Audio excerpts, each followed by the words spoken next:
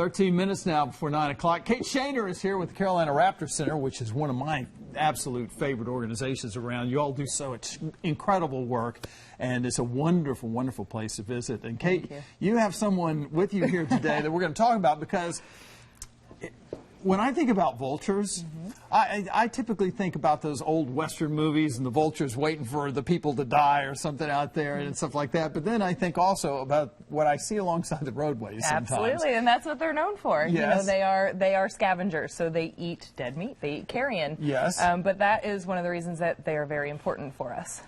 They are nature's garbage men. So they come along and they clean up and they keep our environment really clean and healthy. You know, if something sits on the side of the road for weeks, it rots. Doesn't smell very good, right? But it also attracts germs and diseases, and bugs, and all kinds of gross stuff. Vultures come along and they eat it for us. I would think a lot of folks would look at a vulture and think, that's a face only a mother could love, because they are not typically thought of as a beautiful bird, are they? Correct. But the little friend that I have with us today, and I'll bring him up on the table. Bring him up on the table. Here we go, a real live vulture, and he's not the happiest vulture right now. Well, the car ride was a little traumatic this morning. 7 weeks old, and he's never been in a car before, so as you can imagine, that was a little traumatic for him. But you can see he does not look like a typical vulture right now. He's covered in these downy feathers. So this is what they are born with, all of these downy feathers. But you can also see that he is growing in his black flight feathers, so that he will look like, eventually he will look like a real vulture.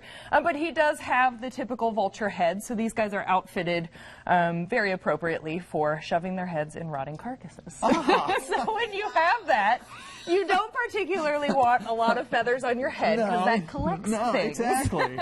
Shoving your head in rotting carcasses. Such a romantic sort of, poetic kind of. Exactly. Now he makes a little bit of noise here too. He does. He is. Oh, we don't need to fall off the tape. They're kind of clumsy at this age. Yes, I can see. So yeah, they make a grunting noise. So these guys don't actually make a noise like a typical bird, because they don't have a voice box. So that grunting noise that you hear them make, that is something that adult vultures make and babies. So. Now, the Raptor Center is doing Vulture Ventures. Tell us about this. So on Saturdays, we do 2 flight shows at 1 o'clock and 3 o'clock. That's an amazing time for families. Birds are flying right over your head. The biggest owl in the world, the Eurasian eagle owl, is going to fly. Oh my gosh. Clip your hair. Wow. And then on Sunday at 1:30 we do another flight show, but then at 3 o'clock we've changed it up and we do what we call our Raptor encounters, where people are getting more up close and personal with our birds. So it's a smaller group.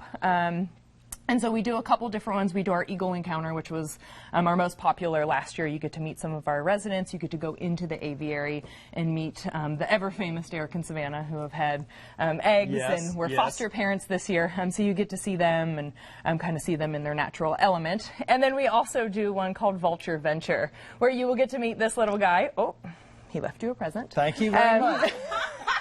At least it's not on my car.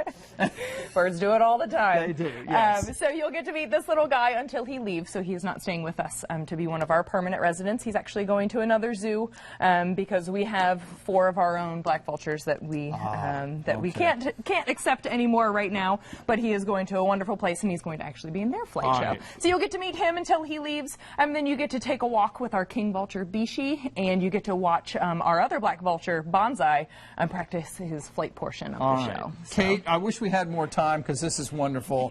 And we'll have that information on our website, WBTV.com, Carolina Raptor Center as well. Thank you so much, Kate. Thanks, Great John. to see. And does the bird have a name? He does not. We'll call him John for now. All right, we'll do that. And we'll call Al Conklin.